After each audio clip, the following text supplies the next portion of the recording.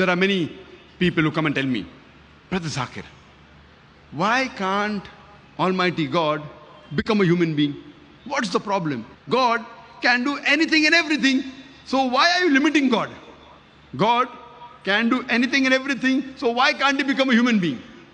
So I tell them, even if I agree with you, for the sake of argument, that God can do anything and everything, and if God becomes a human being, then he ceases to be God, because the qualities of God and human being are different. Almighty God is immortal. Human being is mortal. You can't have an immortal, mortal person together. You either have mortal being or immortal being. You can either have God or man. You can't have God-man. You can't have a person who's immortal and mortal at the same time. It's meaningless. You either have God or you have man. You can't have God-man. Almighty God has got no beginning. Human beings have a beginning. You can't have a person who has a beginning and no beginning at the same time. It's meaningless. Almighty God has got no end. Human beings have an end. You can't have a person who has an end and no end at the same time. So either you can have a man or God. You can't have a God-man. It's like you telling me, I saw a tall, short man. You can either say a tall man or a short man.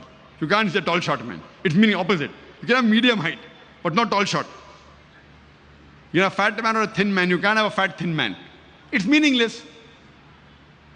The qualities of Almighty God and human being are exactly opposite. You can either have God or a human being. So if God becomes a human being, he ceases to be God. Almighty God does not require to eat. We human beings require to eat. Allah says in the Quran, in Surah Anam, chapter number 6, verse number 14, he feedeth everyone, but does not require to be fed. We human beings, we require rest, we require sleep. Almighty God does not require rest and sleep. Allah says in the Quran in Ayatul Kursi and Surah Baqarah chapter number 2 verse number 255, Allahu la ilaha hayyul qayyum la ta'khudhuhu sinatun wa la nawm lahu ma fis samawati wa ma fil ard. Allah, he's the one and only, the eternal, the self-subsisting. No slumber can seize him, nor does he require rest. To him belongs everything in the heavens and the earth. So Almighty God, if he becomes a human being, he ceases to be God. So what is the use of worshipping a human being like you and me? And if I agree with you that Almighty God can do anything and everything, in the same argument, if Almighty God can do anything and everything, Almighty God can even tell a lie. But to tell a lie is ungodly. The moment God tells a lie, he ceases to be God. If I agree with you for sake of argument, Almighty God can do anything and everything, Almighty God can even forget. But to forget is ungodly. Quran says in Surah Taha, chapter number 20, verse 52, Allah subhanahu wa ta'ala never forgets. The moment God forgets, he ceases to be God. If I agree with you, Almighty God can do anything and everything, Almighty God can even do injustice.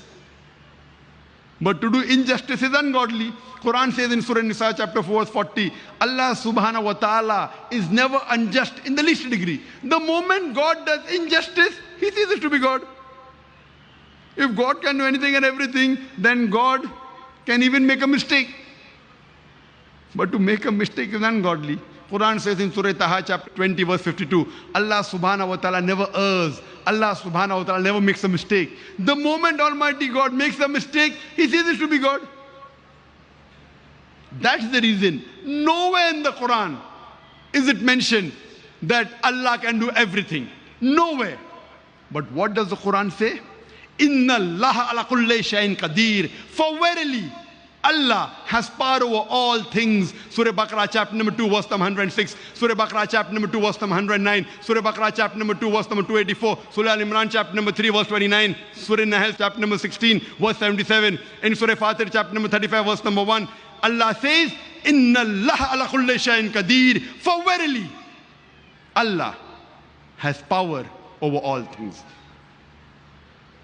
Allah says in Surah Buruj, chapter number 85, verse number 16, that Allah is the doer of all he intends. Whatever Allah intends, he can do.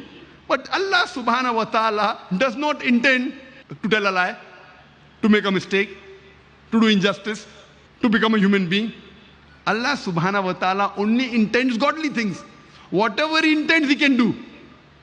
But he intends only godly things.